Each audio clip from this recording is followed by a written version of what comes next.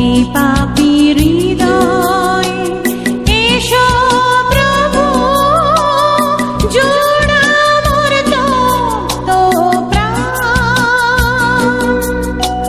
তুমি প্রভু মোর অন্তর্যামী, প্রভু তোমা বিনা নাই মোর প্রাণ। প্রভু যীশু খ্রিস্টের সুমধুর নামে আন্তরিক অভিবাদন। যোহন লিখিত সুসমাচার 21 অধ্যায় 13 পদ। যীশু আসিয়া ওই রুটি লইয়া তাহাদিগকে দিলেন, আর সেই রূপে মাছও দিলেন। প্রভু যীশু খ্রিস্টের মৃত্যু থেকে পুনরুত্থানের পরে শিষ্যরা নৌকায় করে মাছ ধরছিলেন, কিন্তু সারা রাত চেষ্টা করেও একটিও মাছ তারা পেল না। শেষে প্রভু তাদেরকে দেখা দিলেন এবং তাদেরকে নৌকার অন্য পাশে জাল ফেলতে বললেন, আর এত মাছ উঠল যে জাল ছিঁড়ে যাওয়ার পরিস্থিতি হলো।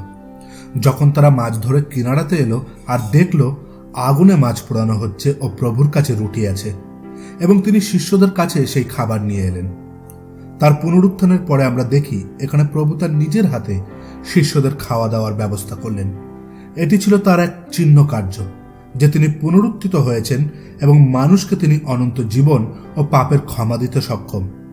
যে কেউ তাকে এবং তার কার্যকে বিশ্বাস করে, প্রভুর কার্যের পরিণাম তার জীবনে পরিলক্ষিত হয়, অর্থাৎ সে উদ্ধার লাভ করে। রুটি এবং মাছ প্রাচুর্যের জীবনকে দর্শায়। বিশ্বাস করে এই জগতে আপনি প্রাচুর্যের জীবন ও জগতের বাইরে অনন্ত জীবনকে লাভ করুন। ধন্যবাদ। এ পাপী হৃদয়